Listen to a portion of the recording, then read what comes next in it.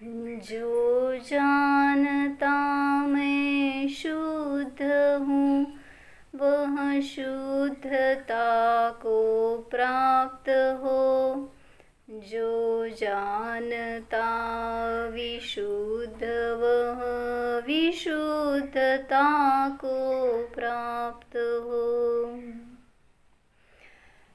वीरसागर महाराजांच्या समाधीवर लिहिलेली गाथा,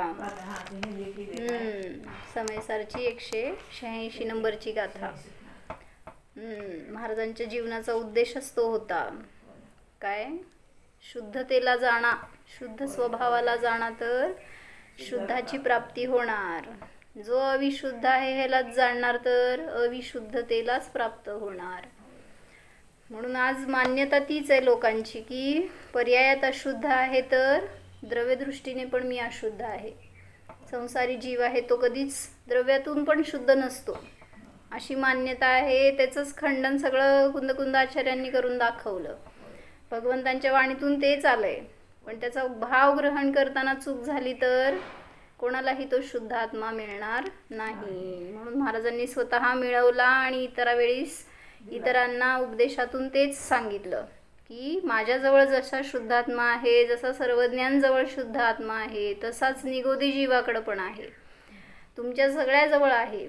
तर जो त्याला विषय करून जाणणार तर त्याला पर्यायामध्ये शुद्धतेची प्राप्ती सहज होणार। म्हणून शुद्धात्मा अनुभव घ्या, हेच सतत महाराजांचा उपदेश होता। तर शांतीसागर महाराजांच्या पुण्यतिथी निमित्त वीरसागर महाराजांनी काय उपदेश दिला होता तो उपदेश सांगितला याच्यामध्ये। 1989 सालची गोष्ट आहे। वस्तू विज्ञान आहे, अरिहंतांनी सांगितले आहे। स्वतः आत्मानुभव घेतला, स्वतः आनंद भोगला आणि तशाच प्रकाराने कथन केले असे प्रवचन सारमध्ये स्पष्ट सांगितले आहे। तीच गोष्ट कुंद आचार्य म्हणतात, जे श्रुतकेवलींनी सांगितले आहे तेच मी सांगतो। आणि त्याच वेळी ते सांगतात की मी ही माहिती घेतली, युक्तीने शोधली आणि प्रत्यक्ष आत्मानुभवाद्वारे हा शुद्ध चैतन्यमय निज आत्मा अनुभवला, परम आनंद भोगायला मिळाला आणि त्या अनुभवाच्या बळावरच ही माहिती मी सांगत आहे। तशीच परंपरा आजपर्यंत चालत आली। काय सांगितलंय कुंद आचार्यांनी? फक्त भगवंतांनी सांगितलंय म्हणून स्वीकारलं नाही। काय 5वी गाथा सांगतो आपण, तो एकत्व निश्चयगत आत्मा केवली श्रुत केवलींनी सांगितला पण म्हणून स्वीकारायचं नाही आहे। म्हणून महाराजी सांगायचे परीक्षा प्रधानी राहा। जे पण तत्व तुम्ही वाचताय ऐकताय तर त्याचं पहिल्यांदा स्वतः परीक्षण करून बघा आणि मग जीवनात उतरेल ते तसं तुमच्या। जेव्हा तुम्हाला स्वतः अनुभव आला मग ते कशाच्या द्वारे परीक्षा करायची तर ते सांगितलं इथं, युक्तीच्या द्वारे, प्रत्यक्ष अनुभवाच्या द्वारे। जेव्हा तो आपल्याला मिळणार आहे तर त्याचं प्रामाण्य ठरणार, नाहीतर परोक्ष कोणी सांगितलं म्हणून आपण त्याच्यावर विश्वास ठेवणार तर त्याच्यामध्ये इतकी दृढता नाही का, कारण दुसरं कोणी सांगितलं तर पुन्हा तसं बदलणार विचार। म्हणून सांगितलं काय, प्रत्यक्ष प्रमाणी कर्तव्यम, प्रत्यक्ष अनुभूय प्रमाणी कर्तव्यम असं सांगितलं ना 5व्या गाथेमध्ये। स्वतः अनुभव करा प्रत्यक्ष रूपाने आणि प्रामाण्य ठरवा। मग हेच इथं घेतलं महाराजींनी की श्रुतकेवलींनी सांगितलंय तेच मी सांगतो, त्यावेळीस मीही माहिती घेतली आहे, युक्तीने शोधली आहे, प्रत्यक्ष आत्मानुभवाद्वारे आत्म्याचा अनुभव केला आहे, परम आनंद भोगायला मिळाला, त्या अनुभवाच्या बळावरच मी हे सांगत आहे। अव्रती असो की देशव्रती असो की महाव्रती असो, जे सम्यक्ज्ञानी जीव होते त्यांनी ही माहिती दुसऱ्याला सांगितली आणि तशाच पद्धतीने आचार्य शांतीसागर महाराजांनी शेवटच्या उपदेशात माहिती सांगितली आहे। म्हणजे अव्रती सम्यक दृष्टी असो, देशव्रती पण त्यालाच म्हणायचं जो ज्ञानपूर्वक व्रत करतोय, आणि महाव्रती प्रथम गुणस्थानवरची चर्चा नाही आहे। जो कोणी सम्यक्त्व सहित चतुर्थ पंचम षष्टम सप्तम गुणस्थानवरती जीव आहेत त्या सम्यक्ज्ञानी जीवांनी जो अनुभव घेतला तो दुसऱ्यांना सांगतायत, तर तोच अनुभव प्रमाण मानला जाणार। म्हणून आचार्यांनी सुद्धा शांतीसागर महाराजांनी सुद्धा आपल्या अंतिम उपदेशामध्ये तेच सांगितलं. आत्मचिंतनानेच सम्यक दर्शन प्राप्त होते. चिंतन म्हणजे जल्प नाहीत, तर अनुभवपूर्वक जे काय तुम्ही केलेलं जाणीव आहे ते चिंतन म्हणा, त्यालाच सम्यक दर्शन प्राप्त होणार.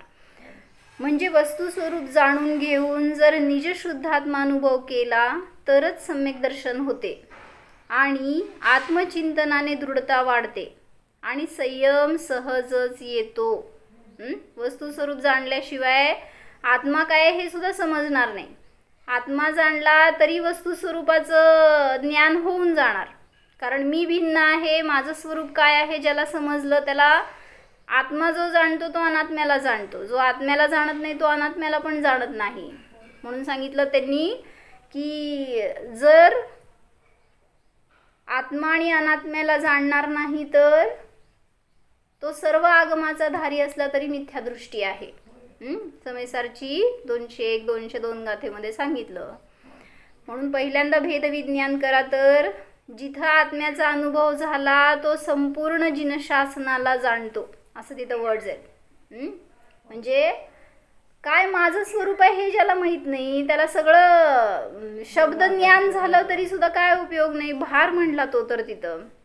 म्हणून महाराजींनी हे सिद्ध करून दाखवलं की वस्तू स्वरूप जाणून निज आत्मानुभव घेतला तरच सम्यक दर्शन प्राप्त होते आणि त्या अनुभवाने दृढता वाढते आणि तिथं तो जीव नियमाने संयमाचे भाव त्याचे प्रगटतातच. संयम तो घेणारच.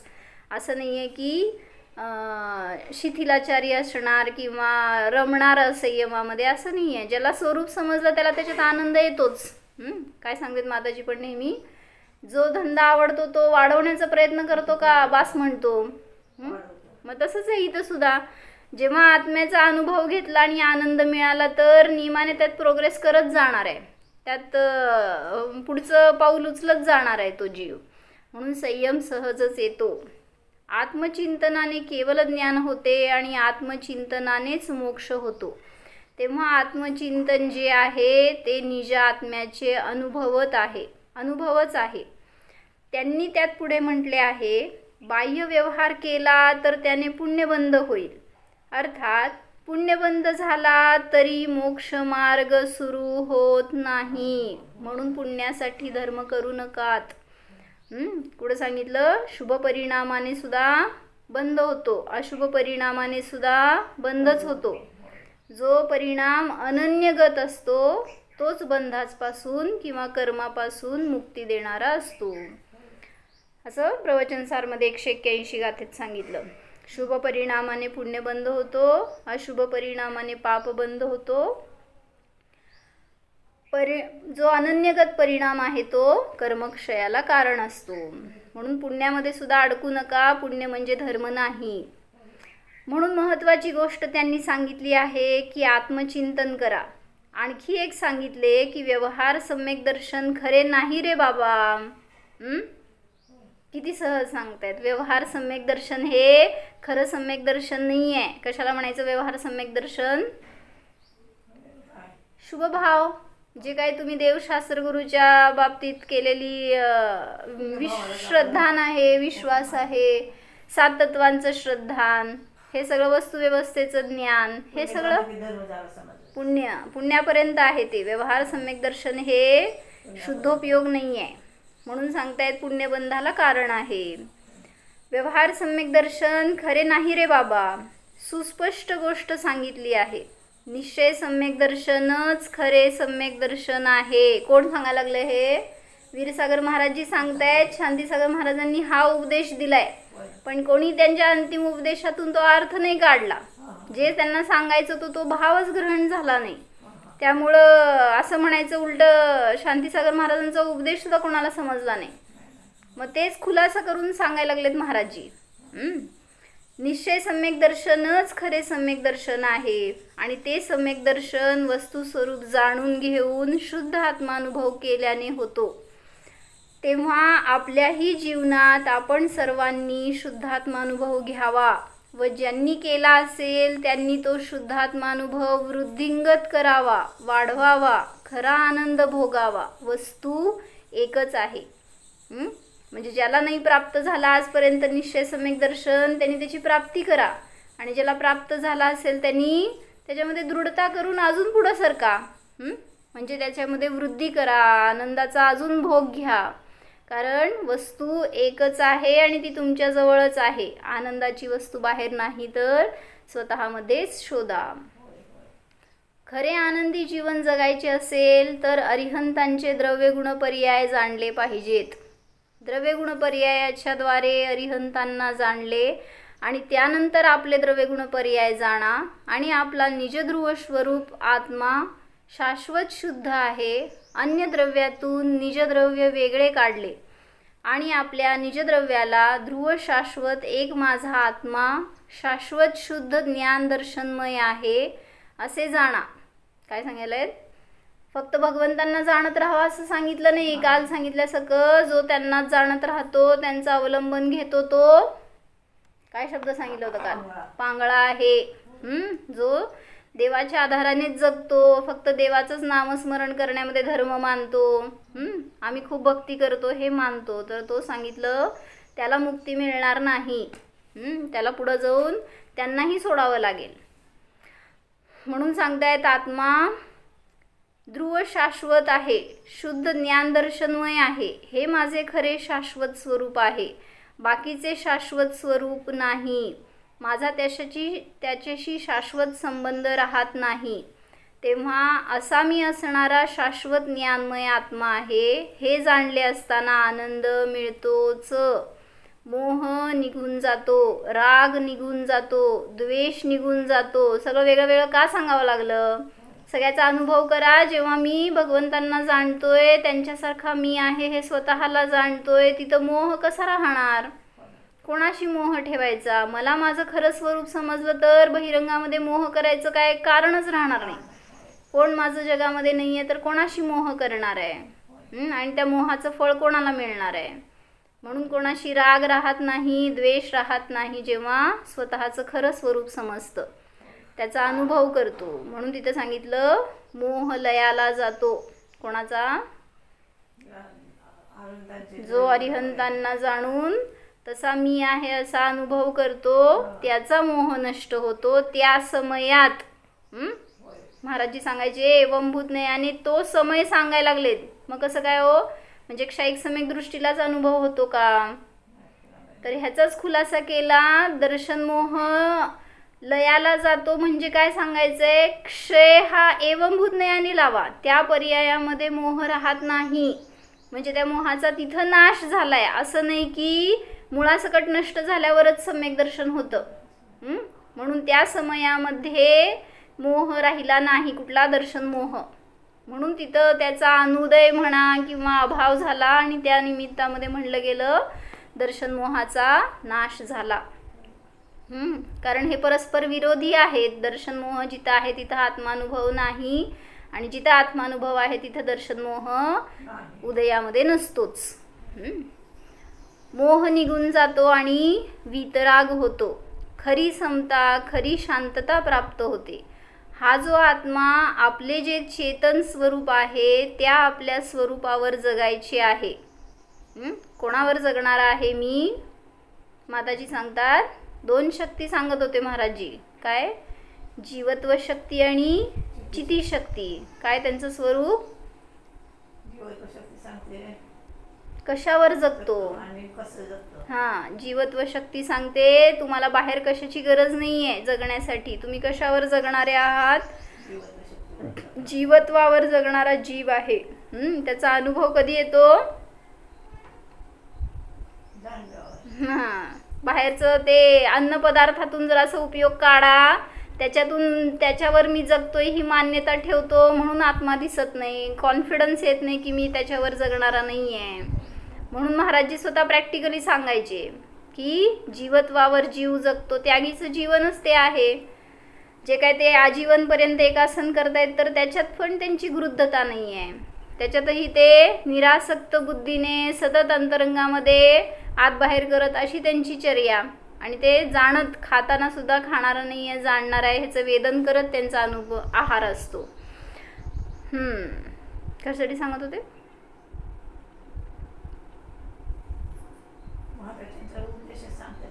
हां ते नाही, दोन गोष्टी काय सांगत होते मी? हां, जीवत्व शक्तीवर जगतो हे सांगायचं होतं. बाहेरच्या अन्न हवा पाण्यावर जगणारा नाही ह्याचा कॉन्फिडन्स आणा. कारण मी शरीर आहे ही मान्यता आहे तोपर्यंत बाहेरच्या गोष्टींचं अवलंबन घेत आहेत. जेव्हा समजलं माझं स्वरूप तर हे नाही आहे, तिथं माझी शक्ती समजणार आहे, माझं प्राण काय आहे हे समजणार आहे. तर मी कोण आहे? जीवत्व शक्तीवाला आहे. मग जीवत्व शक्ती सांगते कशावर जगतो आणि चिती शक्ती सांगते कसं जगतो. तर जीवत्वावर जगतो आणि चैतन्य रूप जगतो असं चिती शक्तीचं कार्य सांगितलं. म्हणून थोडंसं काहीतरी झालं तर, काय आहार झाला नाही किंवा योग्य वेळीस मिळालं नाही, आवश्यक असलेलं नाही मिळालं तर आपल्याला किती दुर्बलता जाणवते किंवा लगेच आपण आपली शक्तीहीन झाल्यासारखं वाटतंय. पण तिथं अनुभव हाच आहे ना, शरीर म्हणजे मी आहे, ह्याच्यामुळंच ते दुर्बलता आहे. ज्याला समजलं मी तर शरीरापासून भिन्न आहे, तर सांगितलं होतं मध्ये महाराजजींना 5 दिवस सलग अंतराय होती सोलापूरमध्ये, तर कसं जगता तो त्यागी. अशा अनेक त्यागींची अनेक उदाहरणं वाचली असणार आहे तुम्ही पण शास्त्रामध्ये. मासोपवासी मुनी असायचे, ते कशावर जगायचे हो? जगत होते का नव्हते? म्हणजे आपल्यावर पण संकट आल्यावर आपण काढतो ते दिवस, पण विश्वास नाही आहे की मी त्याच्यावर बाहेर अन्नावर जगणारा नाही आहे, माझ्या शक्तीवर जगणार आहे. म्हणून एकदा अनुभव करा तर ती शक्ती प्रगट होते. म्हणून जीवत्व शक्तीवाला आहे, चिती शक्तीवाला आहे, हा अनुभव करा. जो आत्मा आपले चेतन स्वरूप आहे त्याच्यावर जगायचे आहे, त्याला पराची गरज नाही, ही वस्तुस्थिती आहे. मग ही अशी वस्तुस्थिती जाणल्यानंतर संयमाचा भाव झाला सहजच. संयमाचा भाव सहजच होतो. ज्याला समजलं की मी बाह्य कशावर जगणारा नाही आहे, मग त्या अन्नावर किती म्हणून मी मोही होणार, किती वेळा अन्न खाण्याचे भाव होणार.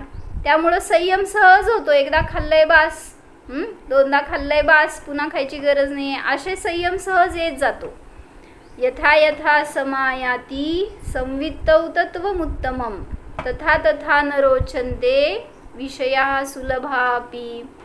पूज्यपाद आचार्य सांगतात, जो शुद्धात्मानुभव घेतो तो विषय सुलभ असून देखील रुचकर वाटत नाही.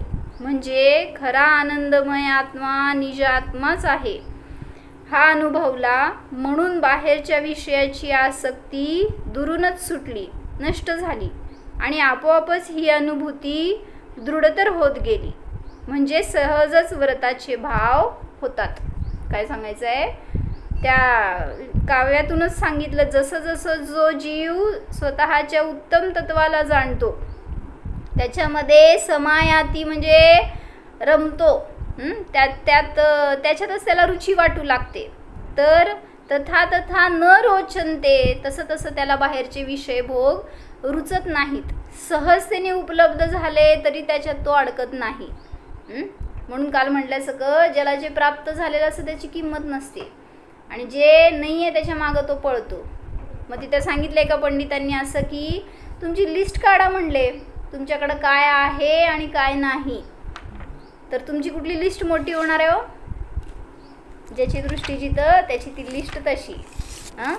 काय आहे आणि काय नाही. तर सांगितलं त्यांनी, आहे मध्ये सगळं आलं आणि नाही मध्ये कायच नाही आहे. म्हटले तुम्हाला पंचेंद्रिय पर्याप्त दशा प्राप्त झाली आहे, संज्ञी आहात, बाहेर अनुकूलता शरीराची सगळी आहे, धर्माचं अनुकूल वातावरण मिळालं आहे, खरे देवशास्त्र गुरु आहेत, त्यांचा उपदेश आहे, तुमची जिज्ञासा आहे, रुची आहे. काय राहिलं हो मग काय नाही मध्ये काय बघायची गोष्टच नाही आहे. सगळं आहे जे तुम्हाला सुखासाठी कारण आहे. म्हणून आहेचा अनुभव करा तर बाहेरची रुची सहज संपणार. मग ते विषय जरी मिळाले तरी सुद्धा त्यामध्ये जीव रमत नाही, त्याची त्याला आसक्ती राहत नाही. निज आत्मा अनुभवला म्हणून बाहेरच्या विषयाची आसक्ती दुरूनच सुटली, नष्ट झाली. आपोआपच ही अनुभूती दृढतर होत गेली. म्हणजे सहज व्रताचे भाव येतात. या काळात आचार्य शांतीसागरांनी स्वतः संयम धारण केला आणि शेवटी त्यांनी सल्लेखना धारण केली. कुंथलगिरी येथे त्यांनी सल्लेखना घेतली. सल्लेखना घेणार तर संयमाने घेणार का असंयमाने हो? मग ते संयम येणार का आणावं लागणार? ज्याची दृढता अंतरंगामध्ये वाढत गेली तर सहजतेने तो जीव बहिरंगामध्ये निराकुलतेने सल्लेखनेला, समाधीला, सम अधिष्ठानाला प्राप्त होतो, समता स्वभावाला. त्यांनी आम्हाला आत्ताच्या या अलीकडच्या काळात संयम धारण करण्यासाठी सहज शक्य आहे हे दाखवून दिले. आणि शेवटच्या उपदेशात ते म्हणतात, आत्मचिंतन प्राप्त करून सम्यक दर्शन प्राप्त केल्यानंतर यथाशक्ती संयम धारण करा. आणि हा संयम धारण करणे सहज सुलभ आहे, प्रयत्न करा, तो सुस्पष्ट आहे. का सांगावं लागलं सगळं हे पण महाराजांना, शांतीसागर महाराजांना?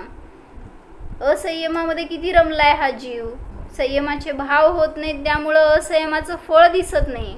काय असंयमाचं फळ? नरक निगोदादी दुर्गतींची प्राप्ती होणार. जितका असंयम असणार तितका परिग्रह वाढवणार, तितका भोग वाढणार, तितकी त्यातली रुची वाढणार. त्यामुळं कुठं आत्मा दिसणार आहे का आपला स्वाधीन आनंद दिसणार आहे? आणि जितका अतिपरिग्रह होणार, अति आरंभ होणार, तितकं जीव नरकालाच बांधणार. म्हणून सांगतायत महाराजांनी आपल्याला दुर्गतीतनं काढलंय. ते सगळा खुलासा करून सांगितला वीरसागर महाराजजींनी. म्हणजे संयमाची प्रेरणा केली शांतीसागर महाराजांनी आणि वीरसागर महाराजजींनी सांगितलं सम्यक्त्वपूर्वक संयम धारण करा तर कुठल्याही दुर्गतीमध्ये जाणार नाही. म्हणून संयमाचं महत्त्व त्यांनी जीवनामध्ये आपल्या अवलंबन केलं आणि आपल्याला त्याचं प्रात्यक्षिक दाखवलं. यथाशक्ती पालन करण्यासाठी काहीही अवघड नाही. प्रथम आत्मचिंतन करून सम्यक दर्शन प्राप्त करणे म्हणजे खरा आनंद भोगणे आवश्यक आहे. पहिल्यांदा निर्णय करा, भेदविज्ञान करा आणि मग सांगायला लागलेत की बाहेर पुरुषार्थ कराल तर सहजतेने होणार. हा आनंद ज्यात मिळतो त्यात सहज तो रत होतो, तोच संयम आहे. बाहेर काय करायचं आहे? संयम म्हणजे कोणाला सोडायचं आहे? अंतरंगामध्ये संयमित होणं, आपल्या उपयोगाला आपल्यामध्ये ठेवणं, रोखणं, ह्यालाच तर संयम म्हणलं. म्हणून याच्यात पण सांगितलं ना, काय त्याग कशाला म्हणायचं? समयसारमध्ये 36 गाथेत सांगितलं त्यांनी 34. त्याग कशाला म्हणायचं? नाणम पच्चखाणम, ज्ञानच प्रत्याख्यान आहे. जिथं ज्ञानामध्ये सुटलं तिथं बहिरंगात सोडावची गरज लागली नाही, सुटलं. म्हणून ज्ञानपूर्वक संयम आवश्यक आहे हे सांगतायत. जिथं ज्ञानाला दिशा मिळाली, ज्ञानाला विषय मिळाला तर बहिरंगात ते विषय बाहेरचे सहज सुटतात. प्रथम आत्मचिंतन करून सम्यक दर्शन प्राप्त करणे म्हणजे खरा आनंद भोगणे आवश्यक आहे. हा आनंद ज्यात मिळतो त्यात सहज तो रत होतो, त्यातच रुची होते आणि हा आनंद मिळाल्याने निजध्रुव आत्म्याकडे ओढ घेतो. आत्मा जर स्वभावतःच आपल्या अस्तित्व गुणावर टिकून आहे, आपल्या अस्तित्व शक्तीवरच राहतो, जीवत्व शक्तीवरच जर जगतो तर बाहेरच्या वस्तूंची गरज नाही हे सुस्पष्ट समजते. कुठल्या वस्तूंवर जगणारा आहे जीव? बाहेरच्या कुठल्याही वस्तूंवर जगणारा नाही. माझं अस्तित्व त्या परामध्ये नाही हे सांगतायत. आणि आपण काय केलंय? आपल्या अस्तित्वालाच तोडून सगळ्यामध्ये घातलंय आणि त्या परातून माझं अस्तित्व मानतोय. म्हणून सांगतायत असं नाही. स्वतःवरच आपले अस्तित्व, आत्मा जर स्वतःच्या स्वभावतःच अस्तित्व गुणावर टिकून आहे तर परत वस्तूंची मला गरज नाही हे सुस्पष्ट समजते. म्हणून बाहेरची ओढ राहत नाही. म्हणूनच तो आपोआपच आपल्या स्वतःला जे शक्य असेल तेवढे व्रत धारण करण्यासाठी पुढे पाऊल टाकण्याचा सहजच प्रयत्न करतो. कशाची प्रेरणा करावेत महाराज? म्हणजे अनुभव घ्यान त्यापूर्वक पुढं सरका. असं नव्हतं की फक्त महाराजांचं ज्ञानापर्यंत थांबा. संयमामध्ये सुद्धा प्रेरणा केली महाराजांनी, पण कसं? बाहेरून आत जायचं नाही, आतून बाहेर जायचंय. आणि आज लोक तेच करतायत. पहिल्यांदा चारित्र्याची ओढ आहे सगळ्याला. श्रद्धा नाही, ज्ञान नाही, तत्वाचं काय वस्तू स्वरूप माहीत नाही आहे आणि निर्णय न करता, आपल्या स्वतःचा अनुभव न करता बाहेर पुरुषार्थ करत राहतात, त्याच्या निमित्तात शरीराचं पतन होत जातं मग पुढं आणि मग त्यात किती दृढता राहणार आहे.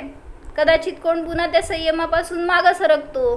म्हणजे पुढं सरकायचं, पुढचं पद घ्यायचं आणि त्याच्यामध्ये दोष लावायचे, याच्यापेक्षा ज्ञानपूर्वक संयम ग्रहण करा तर निर्दोष पालन होणार. म्हणून महाराजांनी श्रद्धा, ज्ञान आणि चारित्र्य सगळ्याला जोड दिली आहे, सगळ्याला जोर दिलाय. कोणी आता सम्यक्त्वी झाल्यानंतर व्रती होत नाही, कोणी आता व्रती होतात. जे आता सम्यक्त्व सहित आहेत परंतु व्रती नाहीत, ते देखील पुढे काही काळानंतर व्रती होतातच. म्हणून बाहेरून व्रत नाही घेतलं म्हणून सम्यक दर्शन नाही आहे असं नाही आहे. तर सम्यक दर्शनाचा निर्णय श्रद्धा ज्ञानावरून होतोय, चारित्र्यावरून नाही आहे.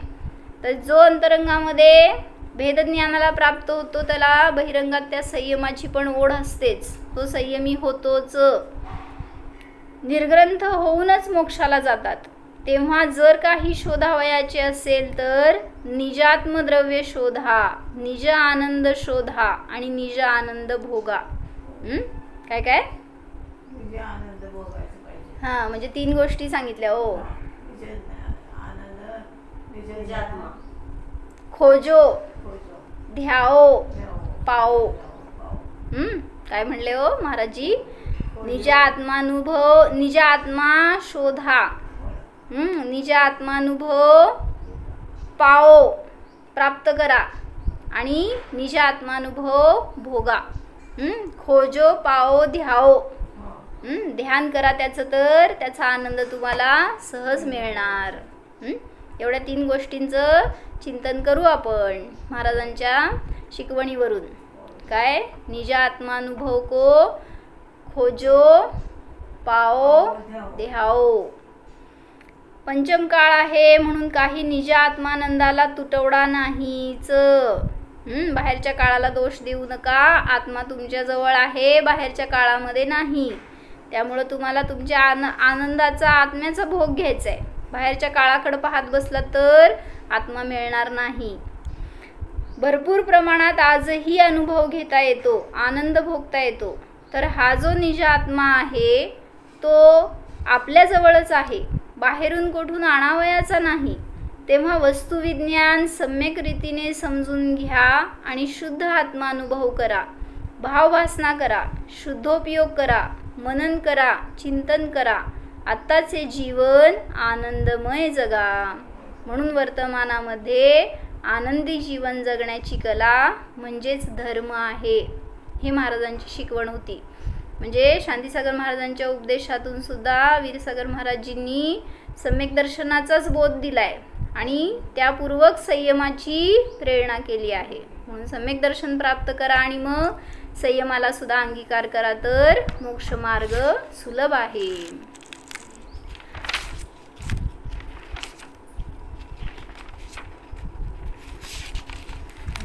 इथे एक त्यांनी गोष्ट चांगली सांगितली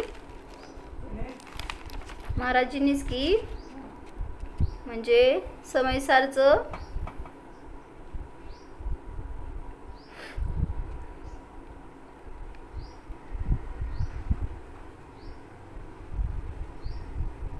हम्म 186 गाथेमध्ये सांगितलंय ना. काय सांगितलं? पहिलाच घेतला आपण. शुद्धम तु वियाणंतो शुद्धम चेव पयम लहदी जीवो जानंतो तु अशुद्धम अशुद्धमेव पयम लहदी. जो शुद्धाला जाणतो तो शुद्ध आत्म्याला प्राप्त करतो आणि तिथं त्याला संवराची प्राप्ती होते. संवराधिकारामध्ये घेतली आहे ना ती गाथा. तर त्यामध्ये सांगायचंय जेव्हा आत्म्याला अनुभव करतो, जाणतो, त्याला तिथं संवर झाला. संवर करावा लागत नाही. संवर म्हणजे सम्यक रीतीने वर्णे. कोणाला? आत्मस्वभावाला. मी आत्मा आहे हा अनुभव जो करणार तिथं बहिरंगामध्ये कर्मांचं येणं रोखलं गेलं. म्हणून शुद्धाला जाणा तर शुद्ध स्वभावाची प्राप्ती होते. म्हणून काय सांगितलं होतं मध्ये पण, क्रोधी झाला तर त्या क्रोधाचाच अनुभव करत राहतो.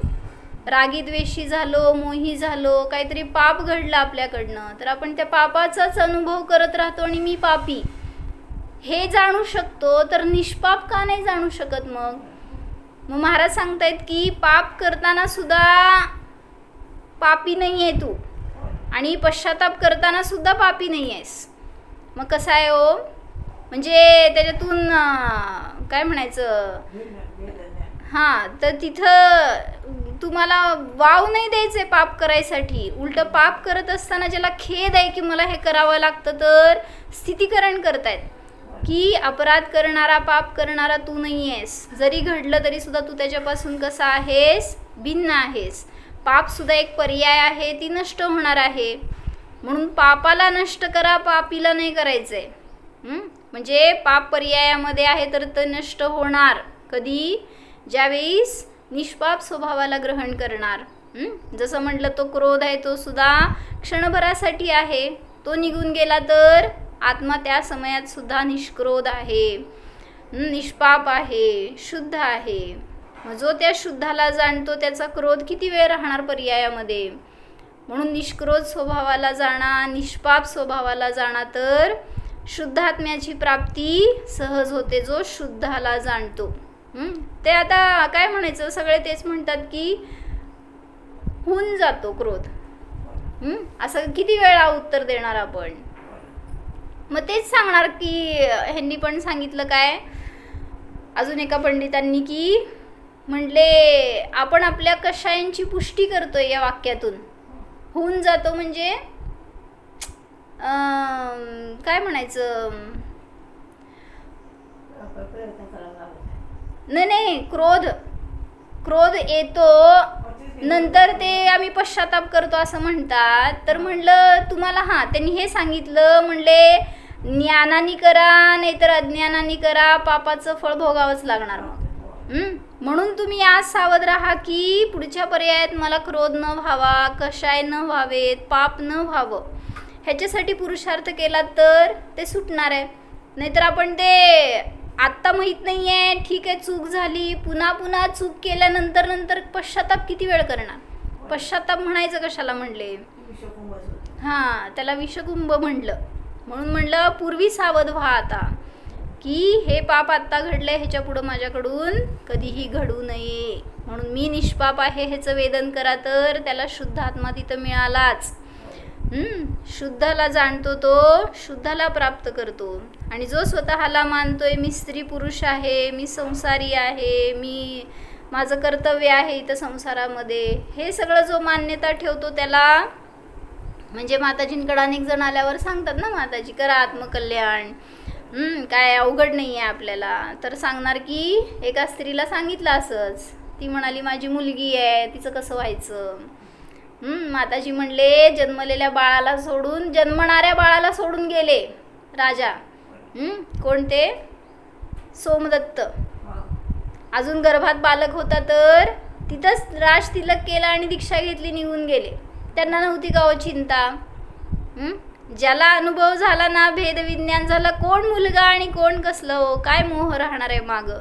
आणि त्यांच्याशिवाय काय अडणार आहे? त्या जीवाचं पुण्य असेल तर, आणि पाप असेल तर कोणी असलं तरी सुद्धा भलं होणार नाही आहे.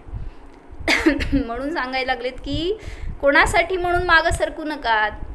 जिथं भेदविज्ञान झालं, जिथं भाव झाले, तिथं पुरुषार्थ करा. जेवढं शक्य आहे तेवढं सम्यक्त्वपूर्वक संयम धारण करा. त्याच्यानेच आपल्याला सुद्धा शांती आहे. असंयम हे नियमाने घातक आहे. आपल्याला नीच गतीला जाणारा, नीच गोत्राचं बंद करून देणारा, कुगतीचं दुःख भोगायला लावणारा असा तो पाप परिणाम, असंयमाचा भाव आपल्याकडून कधीही न हो. ह्याच्यासाठी स्वतःमध्ये संयमित राहा, स्वतःला जाणा. हाच महाराजांचा उपदेश आपल्याला कार्यकारी ठरणार. हो.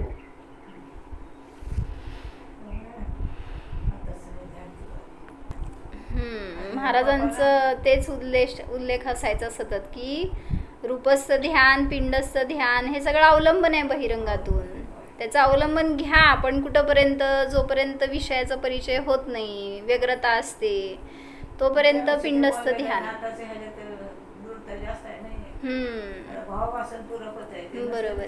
सहज आहे. बरोबर. भावापासून जरी असलं तर ते बरोबर झालं असं मला म्हणायचं. जय श्रीमाननी 5 उपवास केले होते आणि तेव्हा महाराजजी होते, वीरसागर महाराजजी, आणि त्यांना विचारलं की पिंडस्थ ध्यान वगैरे ह्याचं अवलंबन घेऊन चिंतन करते मी, तर प्रत्येक वेळी करायला पाहिजे का? मग महाराजांनी सांगितलं त्यांना की प्रत्येक वेळी अवलंबन घ्यायची गरज नाही आहे. काय म्हणले? प्रत्येक वेळेस काय अवलंबन घ्यायची गरज नाही. पण तुम्हाला म्हणजे आत्मानुभूती तुम्हाला झालाय अनुभव, याचाच निर्णय करायचा आहे. झाला असेल तर त्याचं पण अवलंबन परत पुढं सरकायचं, आता मागं नाही सरकायचं. म्हणून असं रूपस्थ ध्यान आहे, पिंडस्थ ध्यान आहे, ठीक आहे, त्याच्या निमित्तात तुम्हाला व्यग्रता नष्ट होते, थोडीशी एकाग्रता येते. पण ज्याला समजलाय विषय त्याला त्या पाण्यात अडकणार, त्या अग्नीत अडकणार, वायूचा अनुभव करत बसणार, ते नाही सांगायचंय. तिथं पुढं जाऊन आहे तो स्फटिका समान त्या शिलेवर बसलेला, स्फटिकाच्या आसनावर बसलेला, त्या पुढं जाऊन तो शुद्धात्मा जाणार, हे सांगायचंय. प्रत्येक ध्यानाचं प्रयोजन तेच आहे, म्हणून त्या आत्म्याला ग्रहण करा. छान. पप्पांना फोन करा. आता 8 दिवसात नाव करायचं. जाणार. हा मी परम पवित्र ध्रुव शुद्ध आत्मा आहे. जीवत्व शक्तीवर जगणारा चेतन आत्मा आहे.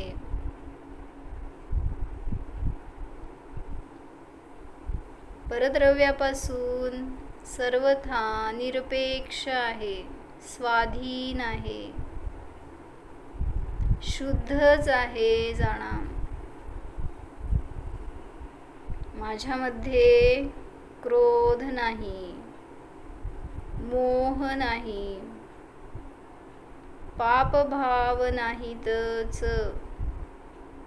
हा मी तर त्रिकाली शुद्ध आहे. जाणा,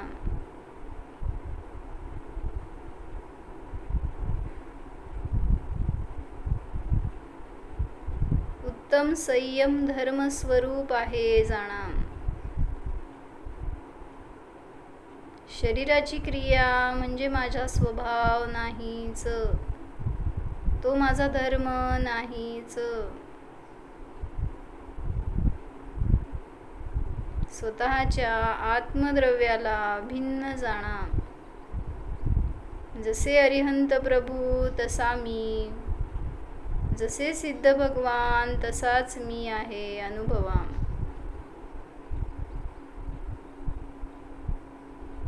निसंसार स्वरूप आहे, नित्य आनंद स्वरूप आहे. जाणणारा मात्र आहे. जाणीव करा, निर्णय करा, हेच सम्यक दर्शन आहे, हाच खरा धर्म आहे. मी आहेच.